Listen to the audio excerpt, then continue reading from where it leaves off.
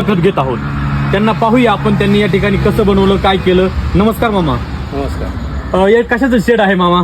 हे कोंबड्यासाठी शेड केलेलं आहे. कोंबड्यासाठी का? हा. ते जमिनीपासून उंच का ठेवण्याचं कारण काय बरं मामा?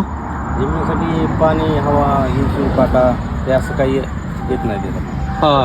खूप सुंदर असं नियोजन केलेलं आहे. यामध्ये तुम्ही बॉयलर पक्षी ठेवता का, गावरान ठेवता का, कोणते विशिष्ट ठेवता? नाही, गावरान गावरान किंवा गावरान ठेवता. हो.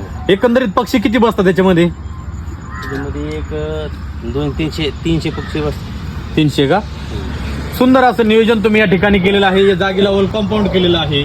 या ठिकाणी देखील तुमचे वेगळे पक्षी आहेत. हे इथं बरं पाहिलं तर आतमध्ये पिल्ले, या ठिकाणी तुमचे पक्षी आहेत. हे बाजूला का ठेवले बरं मामा?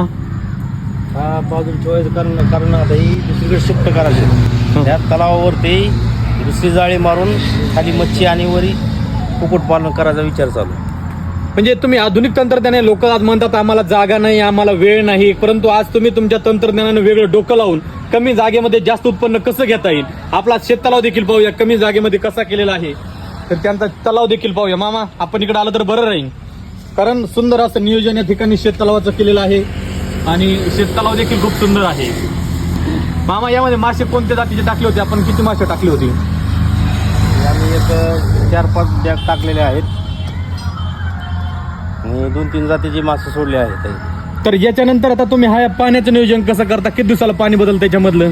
पाणी एक महिन्यात बदलतो पाणी.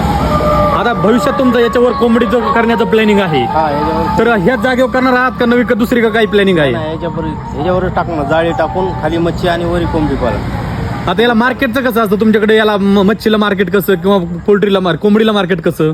आम्हाला कोंबडीला मच्छीला जागेवर मार्केट येते. रोड टच असल्यामुळे जागेवर गिराईक घेऊन जातात. शेतकरी मित्रांनो, सगळ्यात महत्वाचं असतं आपल्या प्रोडक्ट्स होणाऱ्या किंवा उत्पादित होणाऱ्या मालाला किंवा आपण तयार होणाऱ्या मालाला उत्पन्न आणि कसं या रोडच्या कडीला असल्यामुळं यांचा येणारा प्रत्येक माल हा या ठिकाणी घरी येऊन कस्टमर घेऊन जातात आणि जो पाहिजे तो त्यांना भाव भेटला जातो. खूप सुंदर नियोजन त्यांनी या ठिकाणी केलेलं आहे. आधुनिक तंत्रज्ञानानं शेततळं बनवलेलं आहे. मामा आपलं किती मोठं नियोजन आहे या ठिकाणी? कमीत कमी 1000 पक्षी बसतील एक असा